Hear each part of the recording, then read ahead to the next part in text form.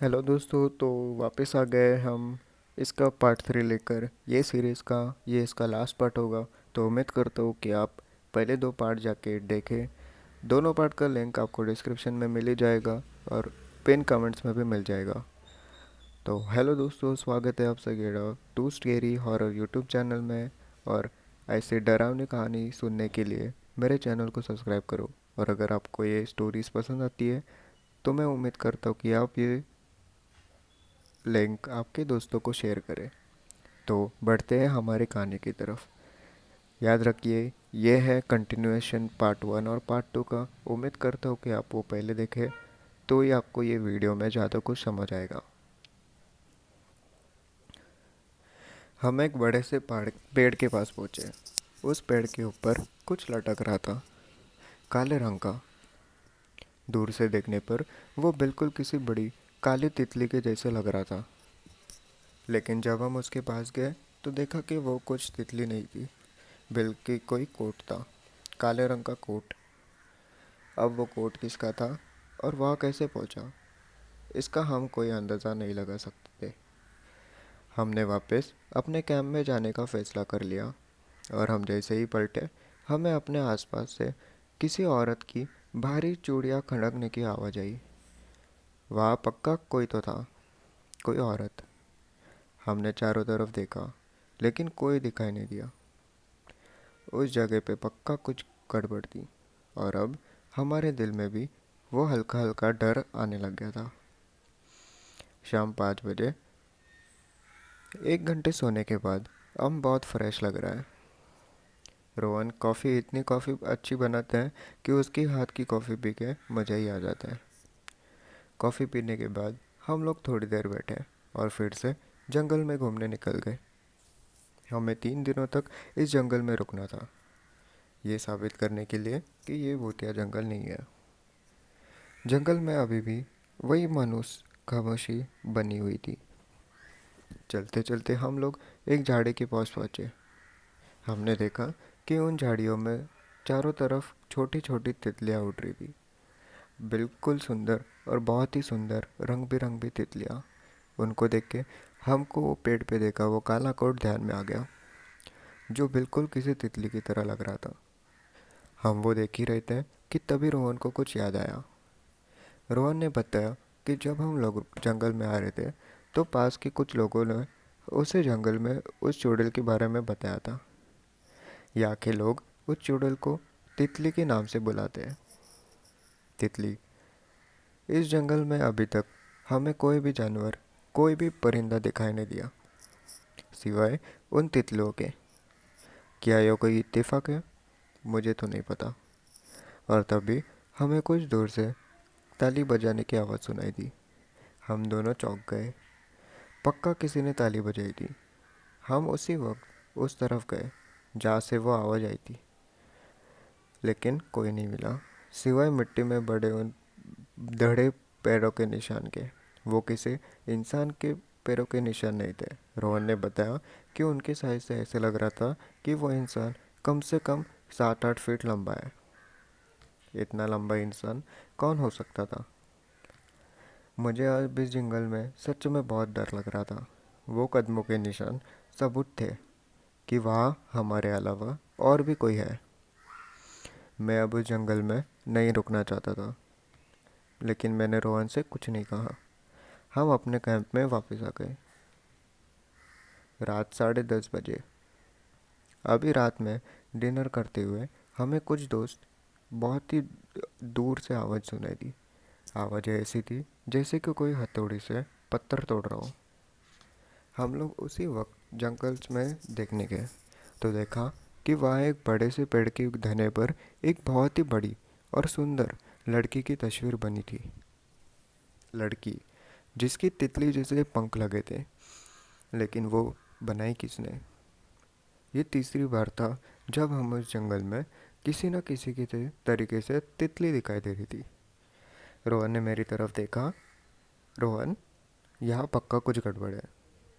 मैंने कहा, कल हम यहाँ से निकल जाएंगे, वो बोला। फिर हम वापस अपने कैंप में आ गए और सो गए। 22 जून 1999। सुबह 8:30 बजे। सुबह उठते ही हम सबसे पहले रात की वो तस्वीर देखने के लिए। पूरी रात मेरे दिमाग में वो तस्वीर ही घूमती रही थी। रात में हम उसे ठीक से नहीं देख सके थे, लेकिन सुबह जब उसमें तस्वीर देखी तो देखा तो उसके ऊपर कुछ तो लिखा हुआ था। तितली, हिंदी में।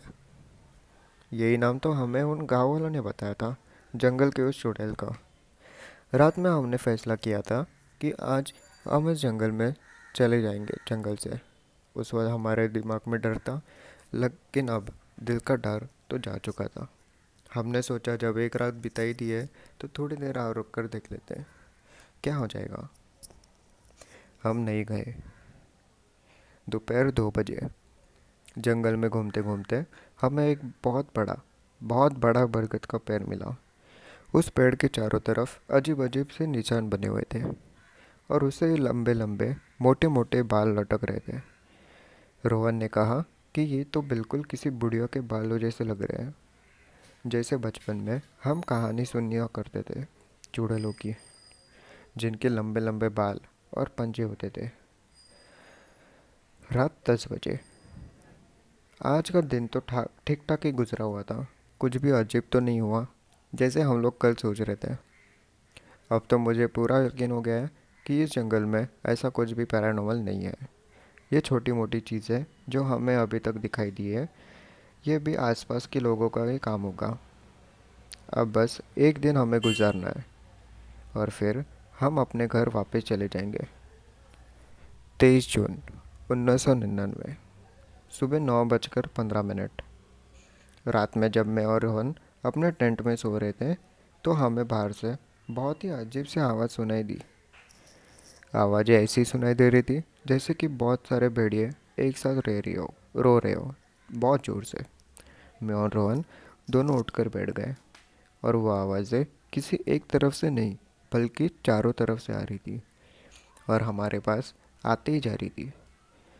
लेकिन ऐसे कैसे हो सकता था, क्योंकि हमें तो बताया गया था कि इस जंगल में भेड़िया तो है ही नहीं। वो आवाज़ें लगातार हमारे पास आती जा रही थी। मैं और रोहन टेंट से निकलकर भागने लगे अपने जान बचाने के लिए। भागते भागते रोहन कहाँ निकल गया मुझे तो पता ही नहीं चला। लेकिन थोड़ी देर बाद जब वो आवाज़ें बंद हुई तो मैं उसको ढूंढता हुआ एक कुएं के पास पहुंचा। कुएं के पास उसके बैग, जूते और कैमरा भी पड़ा हुआ था, लेकिन रोहन नहीं था। मैंने कुएं में झाँक के भी देखा, लेकिन उसमें बहुत अंधेरा था। मैं वापस से अपने टेंट में आ गया। सुबह 11 बजे। रोहन का बहुत ढूंढने पर भी जब वो मुझे नहीं मिला तो मैंने अकेली जंगल से निकल के लोगों से मदद मांगने का फैसला किया और जंगल से बाहर जाने लगा। लेकिन बाहर जाते जाते मुझे एक बहुत ही बूढ़ी औरत मिली।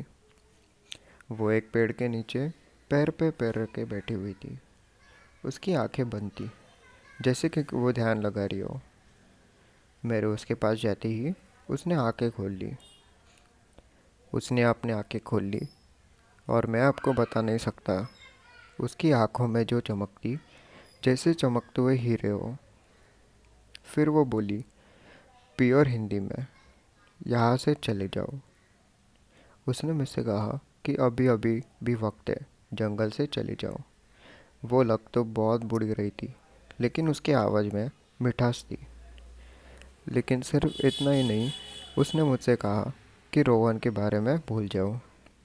रोहन, उसको रोहन के बारे में कैसे पता चला? उसको हमारे नाम कैसे पता थे? जिस तरह से वो मेरे तरफ देख रही थी वो डरावनी नहीं थी, लेकिन मुझे डर लग रहा था। मैं अब उस जंगल से निकल रहा हूँ। रोहन, अगर तुमको ये डायरी मिले तो जल्दी से पास के पुलिस स्टेशन में आ जाना। मैं वही तुम्हारा वेट कर रहा हूँ। तो दोस्तों, ये सीरीज़ इधर ही ख़त्म होती है। कल से मैं आपको मिलूँगा किसी नए टॉपिक, किसी नई वीडियो और नई जोश के साथ। तो उम्मीद करता हूँ कि आपको ये वीडियो और ये सीरीज़ पसंद आए। आपको अगर ये सीरीज़ पसंद आए तो मेरे चैनल को सब्सक्राइब कर देना, कमेंट करके मेरे को बता देना कि आपको ये सीरीज़ और स्टोरीज़ में सुनने को मज़ा आ रहा है कि नहीं। और अगर मेरे साइड से कुछ मॉडिफिकेशन चाहिए आपको वीडियो में, तो वो भी आप मेरे को कमेंट करके बता सकते हैं। आपको अगर आपकी साथ घटी स्टोरी मुझे भेजना है तो मैं उसका अपडेटेशन जल्दी लाऊंगा। जैसे ही मेरा चैनल 1000 सब्सक्राइबर्स क्रॉस करेगा